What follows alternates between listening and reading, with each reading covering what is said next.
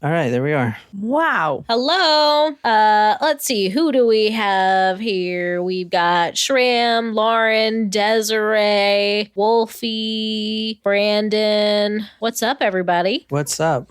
What is up? Hey, Joanne. Oh, I wanted to make sure that you were aware, John. Joanne says she is the one who requested the molasses story. Yes, I saw that, and I think that we need to do it. It sounds interesting. You missed the beer flood, which was I did fun. miss the beer flood. Well, welcome, everybody. Welcome. I know you mentioned we have some new joiners. Yeah, Grace joined this week. What's up, Grace? Thanks for joining. Welcome, Grace. What's up, Grace? Where's Will? That was dumb. No, I liked that show. That was a great show. Yeah. Never watched it. It was a good one. It was good. Well, so Grace joined this week as a paid member. So thank you, Grace, for your support. If you guys want to join our Patreon and become part of this thing that we're doing, you go to patreon.com/talkmurder. You can join as a small taco for $3 a month, or you can pay a yearly fee, or you can join as a Taco Supremo for $10 a month or $100 per year, which is a little bit of a discount. So definitely consider supporting us, because we can't do this without you guys. This is John's primary source of income, so we want to support him in everything that he does. And a special thank you to John, all of our veterans today on Veterans Day and every day. But today, our surprise shot is dedicated to John, the man who makes all this happen.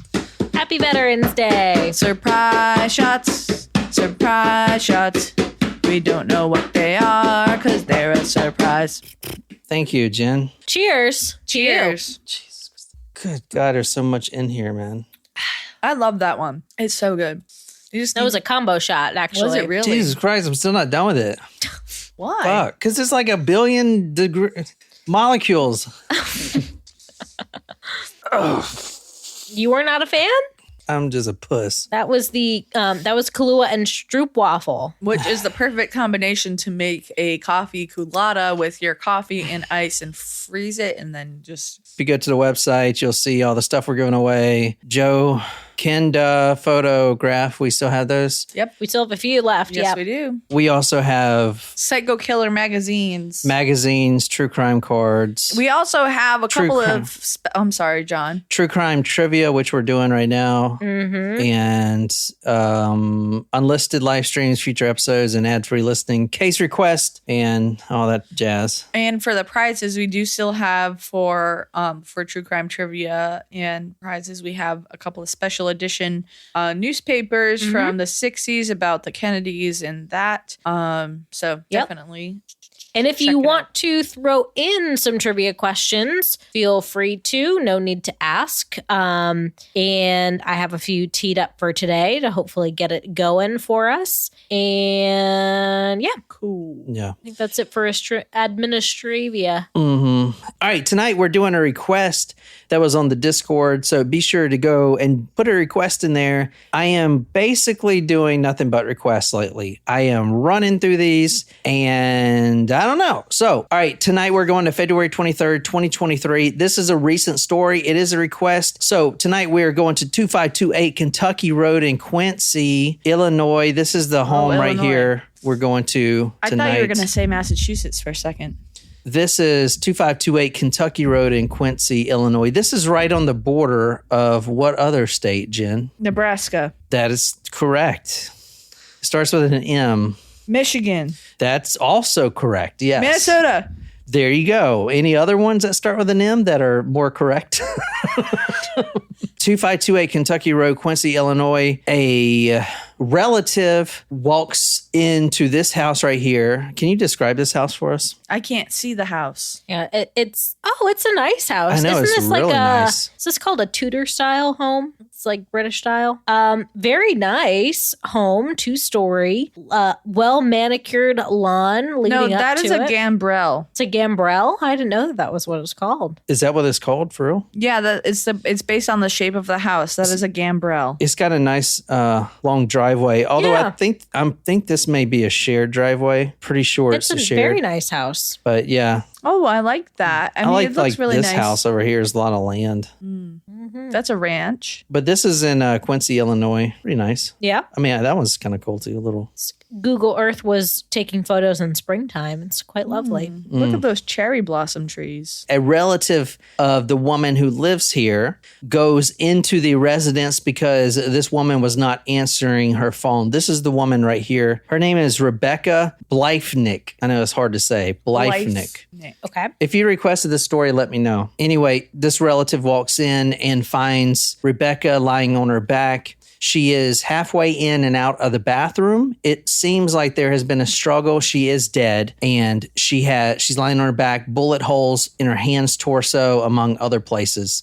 There's a total of 14 bullet holes found in Rebecca. And she's half in and half out of the bathroom. Exactly. It's apparent that from her cell phone, she tried to call 911, hit the number, but it didn't dial through. And after that, someone had shot her. This is definitely a homicide.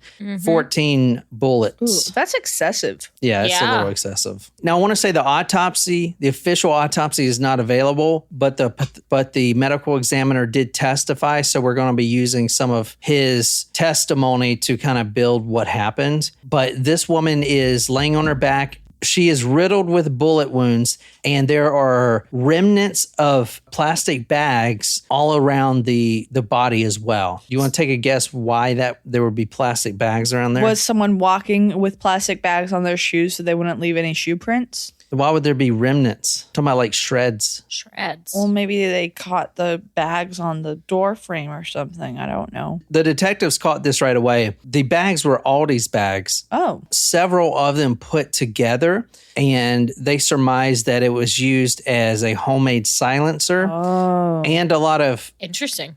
shooters will do this to catch the shell casings. Oh.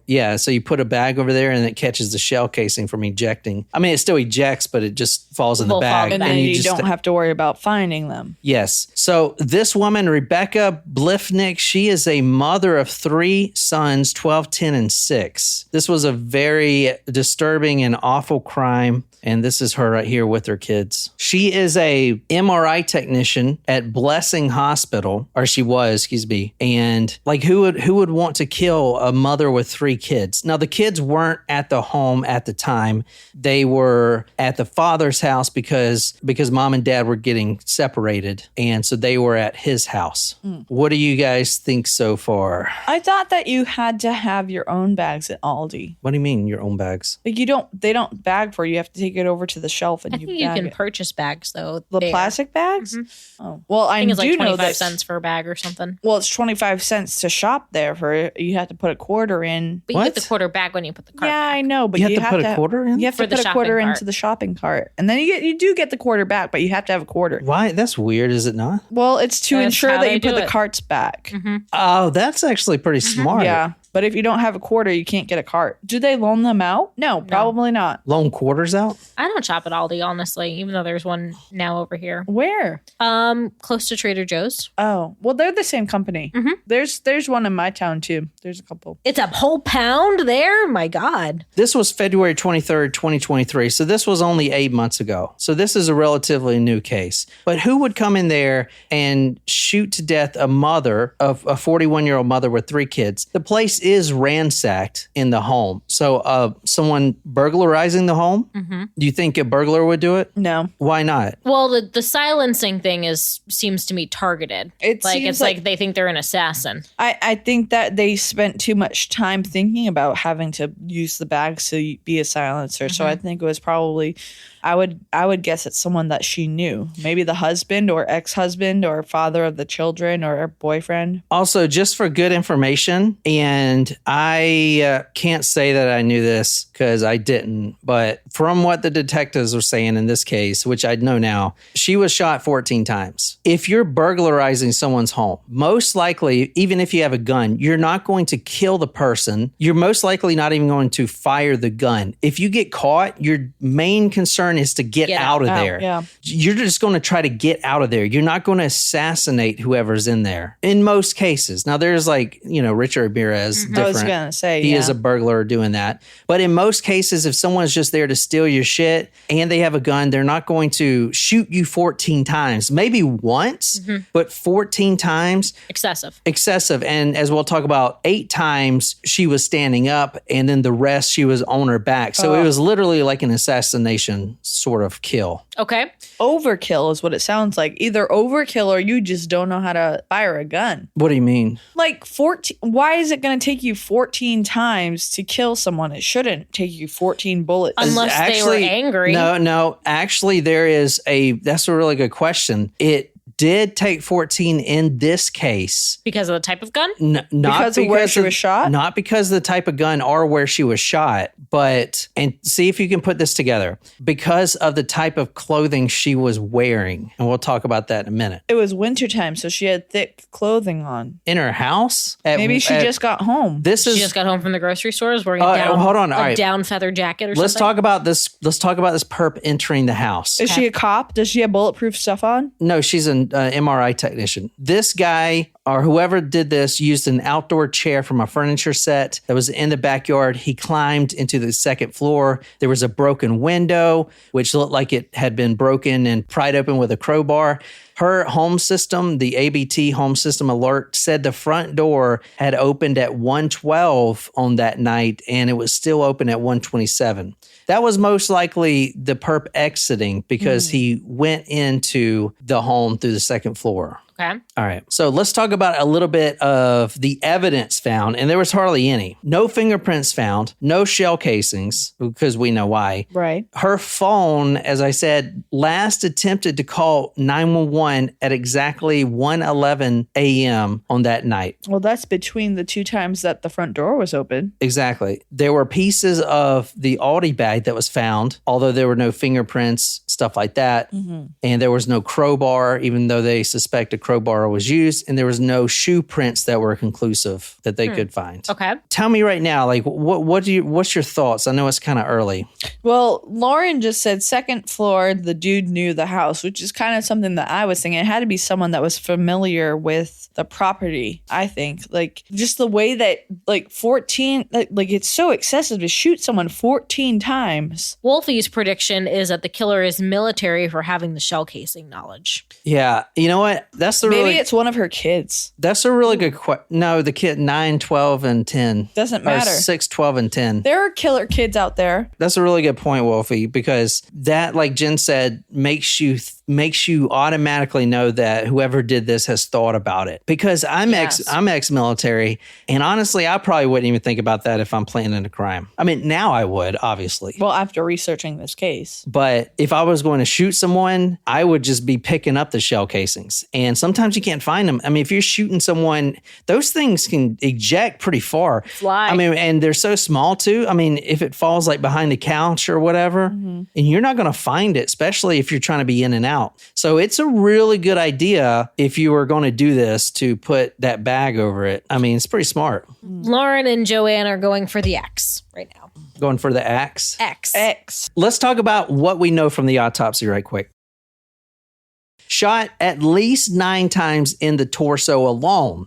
So at first, this is what the medical examiner from my research, this is what we're seeing here. And like I said, the autopsy is not available, and you'd have to be a jury to see any of the pictures. But this woman, Rebecca, knew that someone was coming in the house. She grabbed her phone. She ran to the bathroom, tried to lock the door, dialed 911 on the way, dropped the phone, couldn't get the door shut in time. The phone call didn't go through. The killer of her shot her 9 times point blank in the torso area. At that point, she fell down.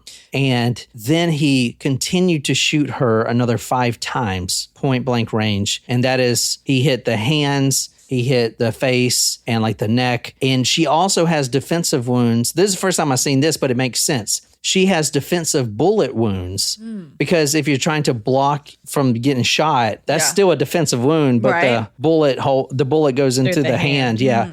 So on one bullet, it went through her backhand, exited out of her palm. So Rebecca was not sexually assaulted at all. And I mentioned earlier about why it would take 14 bullets to kill her. In fact, she was not even dead when the killer left the house. Really? 15 to 20 minutes later. With 14 bullet wounds, she wasn't dead? Dang. I What a survivor. I said that's because of the clothing she was wearing. What does that mean? Like, how does that work? What would she be wearing? Leather jacket? I mean, she's not going to be wearing that at 1 a.m. I'm just going to tell you, I didn't know this either. This is interesting, but now I know, and it's crazy. But she was wearing compression leggings, so like yoga pants. All right, these things come in handy. No, they don't. In fact, it made it where she couldn't die quickly. So she is suffering. So she actually suffered for over 20 minutes. Because she couldn't bleed out. Exactly. Also, It could be a good thing if she wasn't shot 14 times. Or if someone else was awake to help her. You know what I mean? In this case, it was bad. It was terrible. Because it was excruciating. She was not only wearing the pants, but she was wearing one of those. Top? No, the stomach wraps, or the compression. Oh yeah. She was wearing a compression abdominal Bang. Yep. wrap. Yep. So she was shot in the torso. The blood can't escape the body. Therefore, she's still living in all this pain. And in fact, her cause of death is internal bleeding from being shot that many times. No. So in her case, wearing this attire made it horrible for her because she was alive even after the killer left. Mm-hmm. So she suffered for God knows how long until she finally passed, which is terrible. In a situation though of like one shot wound, though, it would like stopping the blood is a good thing. Exactly, yeah. But when you get shot 14 times, I mean, and the caliber of the gun was a 9mm. Oh, small. Well, I didn't see that it penetrated or went through or whatever. Couldn't find that information. It's not available, but I'm sure some of the rounds didn't fully penetrate and bounced around and stuff like that. It probably tore up all of her organs in the process. Yeah, that's what I was going to ask. Dr. Scott Denton, who performed the autopsy, testified that she basically did not have any blood in her blood vessels. So she basically internally bled to death. So...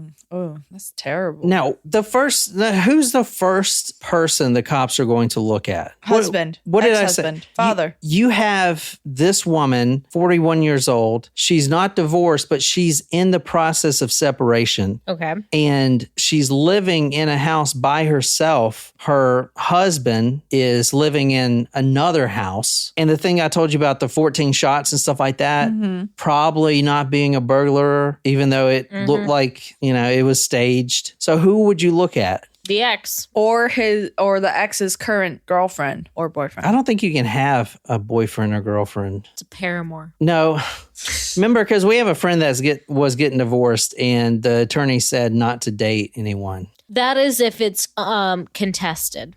What does that mean? It means that you're like don't want to get divorced. Not accepting it. Oh. Is that your friend that came and visited us and did the podcast with us? Mm-mm. No, different friend. No. All right, well, let's just take a look at this. Let's take a look at the husband. Mm-hmm. Let's take a look at the husband, the father of the 3 children. He couldn't have done it because the children are at his house and he's not going to leave those children there. Unless he has someone with him. Mm-hmm. Let's see right now if this man truly loves his wife, okay? And that will tell us, that'll set the tone for the rest of this investigation. All right, so if you look at your screen, you'll see this. What's the biggest mistake you made at your wedding? Honey, I love you, but said I do. Not my mistake. I love my wife. I'm going to get in trouble for that, aren't I? Is that him? That's him. That's the husband. They were on Family Feud? Yeah, on Family Feud. Oh, it was clearly Steve Harvey. Steve Harvey seems like a great dude, doesn't he? Unless he was the killer. Brandon posted this.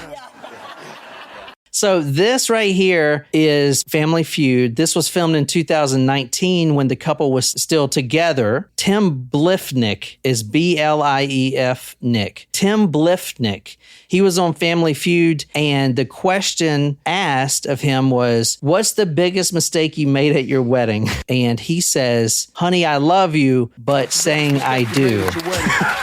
Honey, I love you, but said I do. And look at Steve Harvey's face. He's like, dude. I'm gonna get in trouble. I know, dude. for real. He is not amused by that response. No He's like, shit. you're trying to be funny, but like, dude. That's terrible. I mean, all right. What's the biggest mistake you made at your wedding? Do you have an answer for that? He says, saying I do. What was the biggest mistake I made at my I wonder wedding? what survey said. What was the biggest? That's a good I think question. actually, you know what I think the biggest answer, the answer would have been spending all that money. Can someone look that up? Like, what was the answer? Yeah. So the question was, what was the biggest mistake you've made at your wedding? And his Spending the money. response was saying His response was, I do. saying I do. Yeah. Saying I do. What was your biggest? What would be your answer? This is. I don't have one. Like, I No don't- regrets. Oh, I love that. No, I mean- so sweet. Yeah, I don't either. I Like, really. I mean, nothing went wrong, I don't think. I mean, the COVID part sucked, but like that was unique. Yeah. You know? Oh, well, remember we had the lady that called and was like, so many people are parking out here. Yeah. The neighbor.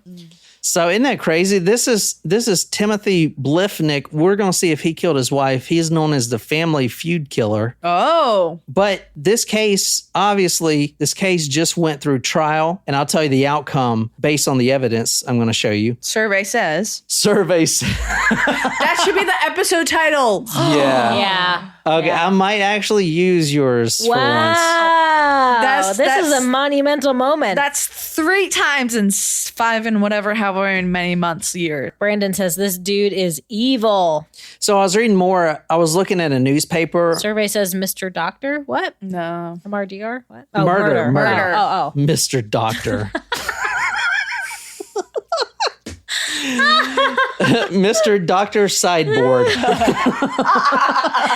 I was like, what are you trying to say? You can't say the word on the No, chat, they I can't. guess. Yeah. Dude, Survey says murder. If I had a PhD, Survey says guilty. Oh. if I had a PhD, I would definitely go by Mr. Doctor. Okay, thank you. Lauren said she also read it as Mr. Doctor. Thank you. Mr. Doctor. Mr. Doctor. Excuse me, Mr. Doctor, could you please tell me what's wrong with me?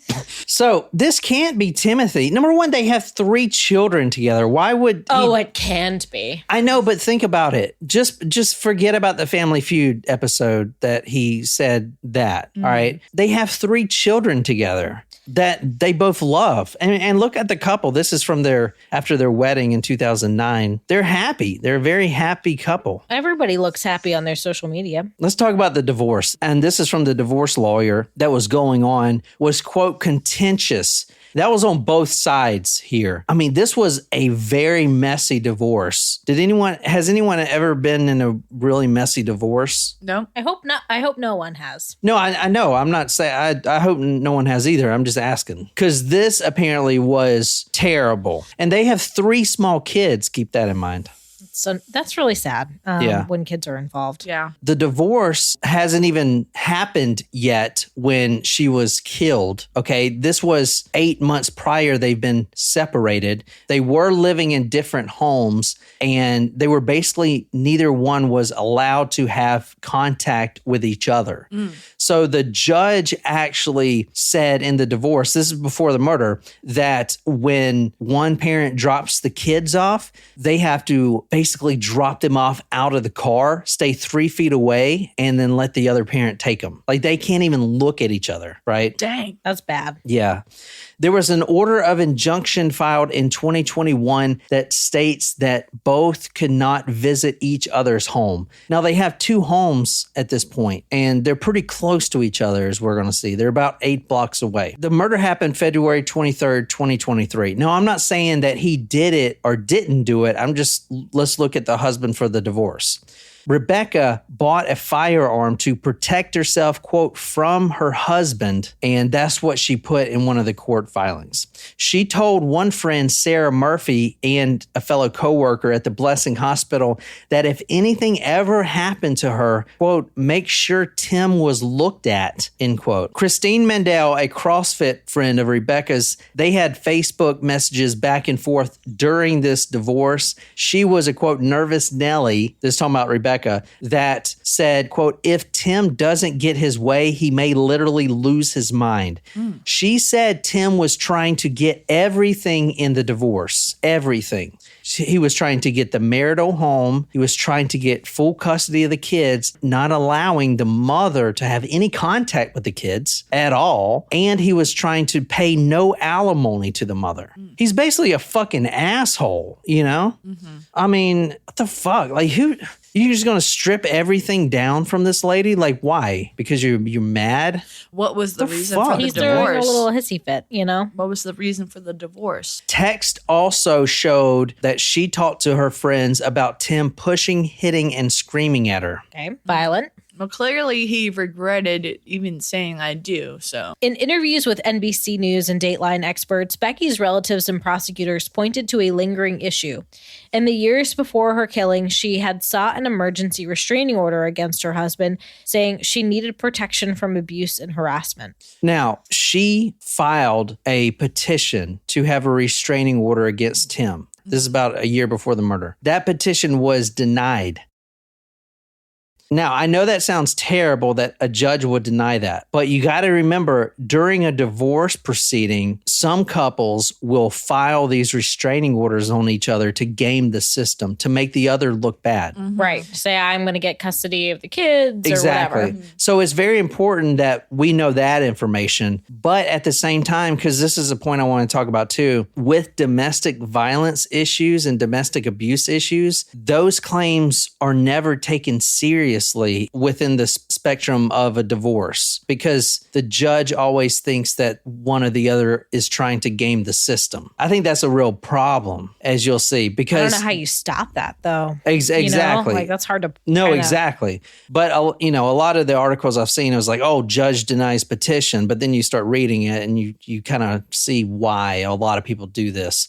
Anyway, still, the petition was denied. One thing that Tim accused Rebecca for that we know that may tell of his personality is that she stopped, quote, adhering to a strict workout regime.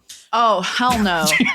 Jesus Christ. Well, I'd be like murdered immediately if that was, you know, part of our deal. Fuck? Like, you can't have... No. Jesus. What a piece of trash. Can I put a PSA, public service announcement? If you ever plan on wedding me, like, do not put me on a strict workout regiment. That is not what you are getting when you say I do. Clearly, You know? no. Like, no, we're supposed to get old and fat together. That's not right. Like, fat and happy. That's how it works. fat and happy. Like, what? Like, it. what the fuck? Like, no. That is I mean, that tells you a lot about a person to be so I mean, I get that there are some people that are like really into working out, and I actually really like working out. Right. But there is a putting that much like body shame on someone. Yeah, I'm not marrying my father, so But I mean, all right, I'm not sticking up, but like when you're single, you work out all the time. So you're kind of a different person when you meet someone. Could you know be, what I'm saying? or it could be that you are that might be like a motivator to try to like get a mate for some. Yeah. But for others, you know, it's kind of dependent. all right. Like I was 40 pounds lighter when we were dating, but you know what I mean? 40 pounds? No. 40 pounds? Well, you'd be a freaking pencil then. 40 pounds is a lot. I don't think. I was 40 pounds lighter. Like, I don't know what to tell you, but like, yes. You gained back 40 pounds? Well, I don't didn't think gain so. back 40 pounds. I just gained 40 pounds. But yeah, like that's, you know, that's kind of normal, you know, COVID, you know, like there's some other things that are playing in there. But Well, that's I have to normal. say that I cannot tell at all. Well, thanks. This wasn't meant to be about me, but I just like to say people do gain weight over, you know, time, especially after they get married and whatever. Well, I do have to say this. So, like, if you're out there and you like working out, like, good for you. Keep doing it, but do not necessarily have to drag your spouse into it. If they don't like it, then they don't like it. Like, don't make them do it. It should be on their own. But she did like doing it. I think, with the stress, she's working all the time. They got 3 kids, a mother with 3 kids. Like, it's probably hard to stick with it. So when does she have time to do it? Like, you don't need to sign a contract to work out. Guys, not even that. Like, look at some of the recent pictures. It looks like this is a more recent picture of her. I mean, I can't see the screen. It's like she's a very slender person. I know, but I mean, what's this dude's standards? I mean, she looks great, for like, what the fuck? For having 3 children. I can't imagine what my body would look like after 3 children. But when they met in college, Quincy University, he was a football star. He's pretty tall. He's 6'7". He's tall. He's That's a CrossFitter. Really Jen's like, Yeah, right. No murderers. Kind of height. No murderers for me, please. He's a CrossFitter. Oh, that's your problem. I hated CrossFit. Here's another photo of them. He's a pretty stout dude. So no, not stout. Stout is for short and fat. Oh, I don't know. Stout is not the correct word. I used to call you homely because I thought that meant you were good. Homely means like disgustingly ugly. But I thought it meant she was good at home task, like, cooking and stuff. So domesticated is the word you're looking for, not homely. When I would talk about you, I was like, yeah, she's so homely. My God, I feel for you. I didn't know what it meant. I feel for you. Who did you tell that to? Like a lot of people. I thought it meant she was a good cook, No, No, that does not mean that, John. I'm fucking homely. Oh my God. I remember my dad was like, you don't know what that means, do you? I was like, what? My dad used to make a joke about the Lee sisters, Ugg and Home. You are not homely. She is not homely. You need to retract that. I know she's not homely. You need to contact every single person and be like, I was just educated on what that word means. I'm sure eventually when they met me or saw a picture of me, they're like, he doesn't know. Yeah, they just think I'm stupid anyway. Most of my family think I'm just stupid, probably. Yeah, his dad reminds him every time. Yeah. Every time. You really married up, son. My dad always does this to me and my brother. No, he looks at us and he's like, in front of our wives, you guys really married up, you boys really married. I'm so glad my boys married up. But then I was like, well, that would mean they married down because that's how that works. Angela and I know it. It's fine. She didn't adhere to a strict workout regime. Damn. So she was, I don't want to use the word complaining. She was arguing that she was getting abused quite often at home. And it's just the court. Apparently this happens so much if you're going through this and you are getting abused like she was. And we're not talking about physically because he doesn't want to put bruises on her. I mean, he probably does, but he doesn't want that. But we're talking about the emotional and mental abuse, his controlling habits. Yeah. Quote, nobody believed her because you can't see emotional abuse, her sister Sarah Riley said. You can't see what happens behind closed doors. You can't see manipulation. But like I said, the judge thought that both couples were just gaming the system, and he actually put in his own request, and the judge also denied that one too. And some of his claims were that she was, quote, repeatedly calling him and demanding to speak to their youngest son, becoming combative at their children's school after he declined to give her a letter that one of their sons had written to them, and harassing him via text to find out where he was with their children. Just drama. No shit. I mean, like, maybe she wants to know where their fucking kids are, Petty. It's like we have a friend that he put a roommate in his home and was renting it out to her, and she was a complete piece of shit. Anyway, she goes to the judge because he took her to court, and she hadn't paid him for 2 months. And she says that our buddy was harassing her to get paid. And the judge is like, he just wants his money. Like, what the fuck? Demanding rent is not...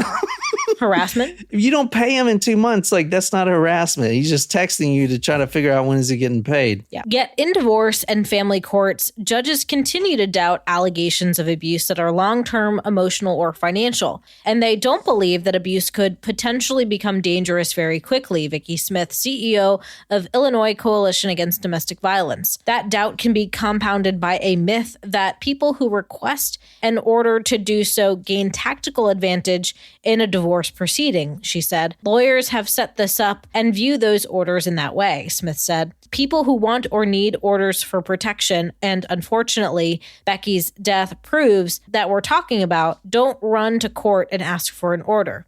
They have to be able to state what has happened to them, and they are afraid of what will happen to them. 2 months after Rebecca's petition was denied that she filed another petition, but this time aimed at her father-in-law, Tim's dad. And this is crazy. Accusing him of sexual assault. But there's good reason to believe that she actually did this for a reason. Another text to a friend, Nicole Bateman, said the following. I'm afraid of what he, Timothy, might do, the text read. Subsequently, he, Timothy, told me if I outed his dad, that he, Ray, would probably have to move, then kill himself, the text read. When she brought this up to her husband, Tim, that, hey, your dad, there's been accusations from many of your relatives that your dad is a sexual predator. He tells her to, quote, calm down because their children were boys, not like the little girls that he was accused of touching in the family. What? Yeah, no shit. It's also interesting to know, and I'm not saying Tim did it, but just weeks before, the father was going to be summoned to court and the abuse victims summoned to court as well to testify about the abuse. She ends up dead, right? Kind of odd. Don't like it. I do not like that. Crazy, man. Yeah. She says about that, she says, quote, I was beside myself. I could not believe that my children's own father was unwilling to take extra precautions to protect our children from potential abuse. Wow. Tim threatened me that if I outed his father for what he has done, that his dad would probably have to move away and his dad would probably kill himself and it would be my fault. Jesus. No shit. This is a rough divorce. Yeah, that's really rough. Really rough. Those sexual allegations were from 4 different relatives of the Bliefnick family against the father, who has never had to come to court yet because daughter-in-law's dead now, and that's more pressing. Right. You know what I'm saying? Yeah. Anyway, and plus her petition that she filed to have him explain his actions or, try to deny it, obviously is no more because she's not alive. Up to 4 relatives, including 2 minors, were abused by his father, allegedly. The judge dismissed this petition, and in weeks, she would be dead. Jeez. And that was before relatives got to get to court and testify. So that's damning too. Yes, it is. A lot of people don't see that in this case. But we're still not saying that Tim did this. Let's go through some of the Google searches on his computer and see what he was searching. So there were many searches made on the defendant's laptop in regard to license plate lookups, vehicle registration lookups, and car ownership history. The searches matched Rebecca's car plate. So here's what he's searching. If you read this, many searches were made on Tim's laptop during this contentious divorce proceedings. He was trying to get her license plate. All right, he didn't know her license plate number after being married to her for how many years? Oh yeah, Jen, what's your license plate number? My license. Don't say it. Don't say it on the air. I mean, I don't know Nicole's. I know mine. I know mine. You know yours? Yeah. That's something you're supposed to know? Yes. Oh. What the fuck? But when you had a Jeep, I don't know exactly what yours was, but it was like 69,999 something. And I didn't notice it until like a year after you had the car. You thought it was 6969? It wasn't 6969, but it was like 669,999. And I was like, did you request that? Because I just noticed that was a thing. You can get a vanity plate and request. Yeah, but I'm gonna go to the DMV. Hey, can I get one that says 69? You don't even have to say it to them. You have to fill out the application, just give it to them, and then they'll process it. And then it'll come back to you a There you little go. while later. New That's ni- how vanity plates work. New license All right. plate will be 69, 69, 69, 69. This was right before February 14th. She got murdered on the 23rd. He was trying to figure out her license plate. These searches were on February 14th. Also on February 14th, he calls the Missouri Department of Revenue That's Valentine's Day. to look up the plate number at 1:32 a.m. So he's stewing on this at 1:30 a.m. when he's got 3 children upstairs. He's basically hoarding the kids at this point. That's rude. He is stewing on this at 1:32, trying to get her license plate number. Couldn't get it, and then we don't know for sure, but it's pretty obvious that he was caught on CCTV from a neighbor's house walking up and down the driveway on February 14th at 2 a.m. looking at license plate tags. That's weird. Exactly. Like he was like, "What's their fucking number?" And then And this he is is February like, 24th of this year, "Yes, this is." like a week before she was killed. On Tim's phone, he was logged into Facebook under an account by the name of John Smith. The most Original. like made up name ever. Christ. Good Lord, what a fucking idiot. John Smith? And before the murder, he inquired about a mongoose bike and a Swin bike, a blue Swin bike, which he bought. Now, this is important because Schwinn bikes are nice. This is what the prosecution brought to the jury. If you see here this little map, you see his home being A on this map on Hampshire Street, and you see the Mrs. home here, B. Mm-hmm. This is 8 blocks away. It's not that far. No. It's not that far, but it'd be far walking, but for a bike, it's not that far. Couple Not minutes, even like what, 10 for minutes?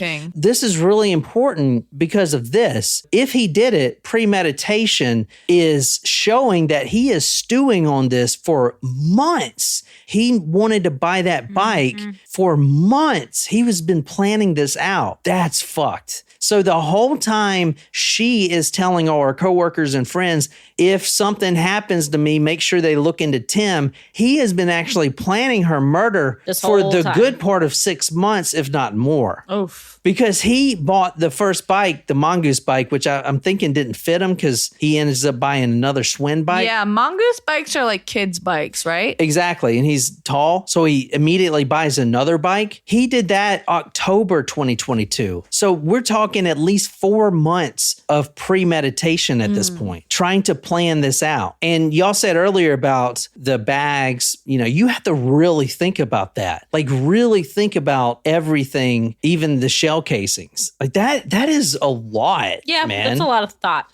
But like, if you're thinking that much to the point where you put the bags over the gun barrel to make a silencer to collect the shell casings, wouldn't you be meticulous enough to collect the shreds of plastic bag? Good point. I wonder how small the pieces were, but good point. So that is a good point. They did find some bags of some Aldi's bags at his house, but they couldn't conclusively match them. And I think it's because they were real small shreds. I don't know though. That's a good question. So I want to say a lot of the documents are sealed. So this case is like, it's a lot of what the jurors would say after and whoever's sitting in there, is hearing, you know what I'm saying? Yeah. So it's hard to get like exact little details, but I did the best I could. So if he did it, which he didn't, from what he'll tell you now, he didn't do it. He's maintaining his innocence even till this day. If he did it, he purchased the bike in October, which would mean about a 4-month at least premeditation, which is crazy. Talking about his computer, his Google searches. Evidence showed search history such as how to open a door with a crowbar, lock picking tricks, can you wash off gun residue, to? And are gunshot rounds traceable? More searches asked how many cops were employed at QPD, how to open a window from the outside, and how to make a homemade pistol silencer. You are dumb. You are really dumb. No for fucking real. shit. Let's just be honest, man. I mean, he's so smart when it comes to doing this bag silencer, but John Smith Facebook and fucking Google searches. During week 1 of the trial, it was testified that Bliefnick wore a Whoop fitness band. More search history showed a search on the defendant's phone asking, "Does my Whoop catch up when I'm not wearing it?" What is a Whoop fitness band? It's just like an iPhone. It's like thing? Jabit. Yeah, what's the famous one? Fitbit. Yeah, it's like a Fitbit. So the only time his Whoop, like Whoopi. Not a great name. No. No shit. The only time his Whoop was not recording, I'm talking about for the only time in his life, it's always on. The only time it failed to record was during the murder time of Rebecca, his wife. Coincidence. Well, that's fucking dumb. Like, put it on your kid's wrist or something. Like, dang. Now this is Like, it's so that you can at least record Come on, you not man. going anywhere. Like, dang. Like, God. so this would mean he left his kids in the bed or wherever sleeping and then got on his little bike and rode 8 blocks. Now hold on. There were gaps in the Whoop too. All right. These gaps begin on February 14th when he was stewing about that license plate from 12 a.m. to 1 a.m. Another gap on February 21st, 12:45 a.m. to 2 a.m. And another gap on the 22nd, the next day, from 12:42 a.m. to 1:16 a.m. And then the final gap, February 23rd, from 12:36 to 2 a.m. Basically, and CCTV will show this for the week up until his wife gets shot by an intruder. Someone had been caught on CCTV at least 4 times riding their bicycle at 1 a.m. at night by several different cameras in the neighborhood at 1 a.m. at night. So this guy was riding his bike, starting on the 14th all the way until the murder day, like all the way up there, riding his bike every night. Like, what was he doing? Trying to think about it? Like, it's crazy. You know what I think he might have been thinking is that he was practicing so that there might be something consistent in his Whoop band. He was not wearing his Whoop band. What do you mean? You said there were gaps in his Whoop band, right? Yeah. So he took his Whoop band off every night. Well, wouldn't you need to charge it at some point? Take it off to charge it? All I could find is it said gaps. So whatever gaps mean as far as that, I don't know. Interesting. But maybe he was like trying to prepare for this. So like the CCTV camera, like the Ring doorbells, like every single night someone is taking their bike out from this. Like, yeah, but so how that's not normal. No that's not abnormal because someone is doing this from X to X time. So why would it strike a chord? If you look at the bike trail that he would go on, you see 3 different cameras here. One was at the bus depot, which was called the bus barn. Mm-hmm. One was at the bus barn, which was the first one. That got somebody riding their bike, CCTV, for 4 nights in a row. And then another one down here on this street, which was someone's CCTV, because the cops went and asked everyone, like, if anyone has it, right? And then obviously the neighbor's house, which is all the way at her house right here. Did he continue after her murder riding his bike at that time? Good question. I'm not even saying it was him. The CCTV doesn't...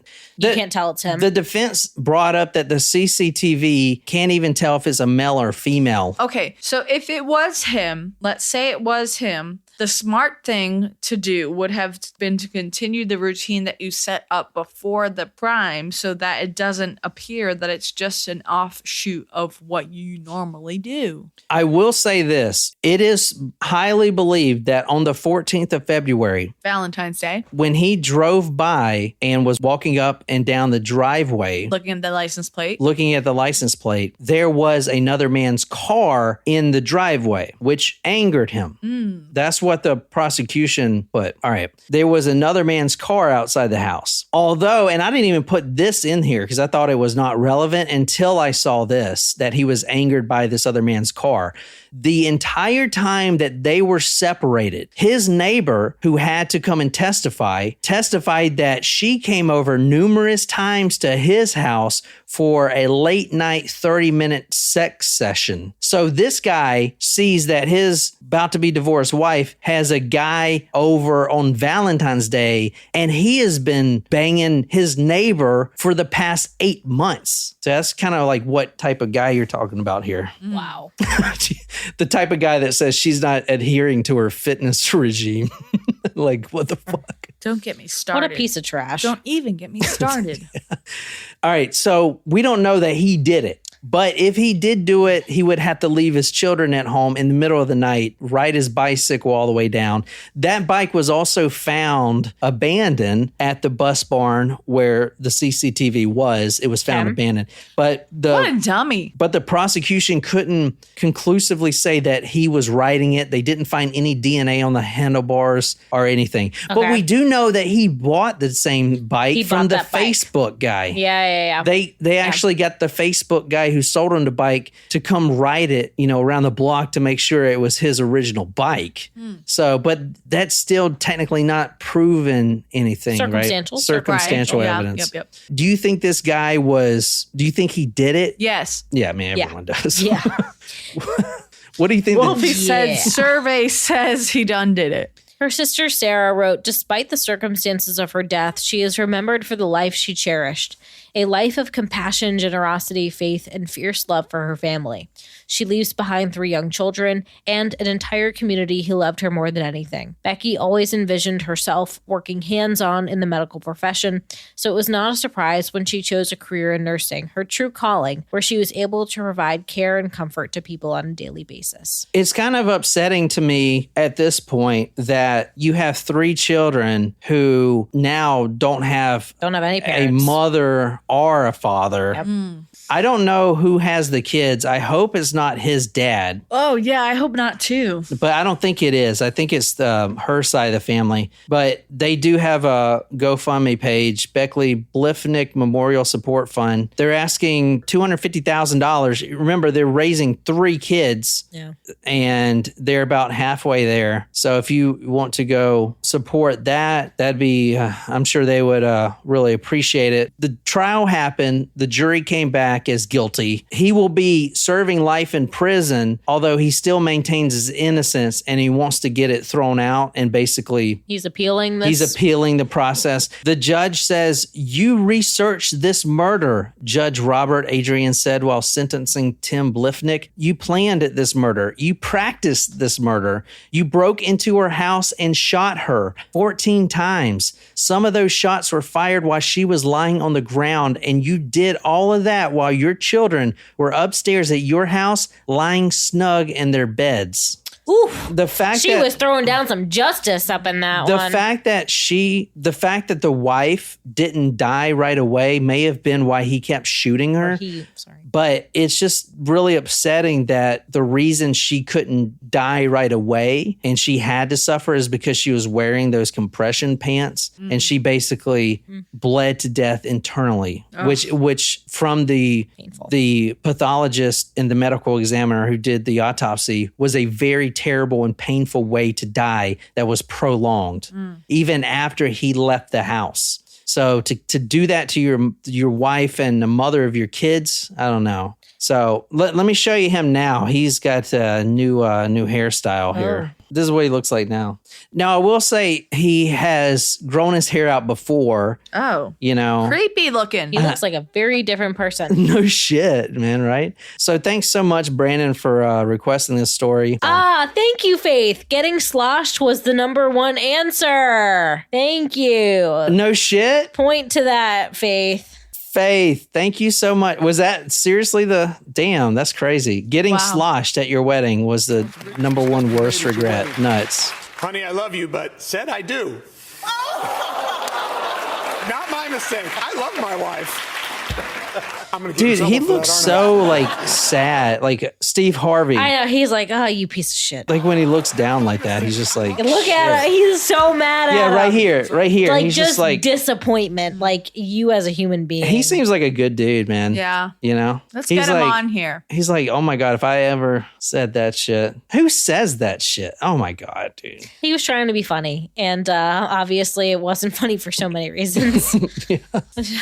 But Foreshadowing. Yeah, awkward. that was a request from our good friend Tacos Primo Brandon. So Thanks, thank you so Brandon. much for requesting that, and put some requests in. I am running through these requests at hyper speed, so please put them in there. I'm gonna And message someone to put one of my requests in there so you don't think it's from me. I'll know, and I won't do it, and then I'll ban that person that's working in Stop cahoots with you. it! Stop being so mean. I'm gonna make Always you do. I'm gonna refuses make you my do a hot requests. sauce shot for being rude. And that's all I have. So, survey says, until next time, good night, you lovely, lovely people.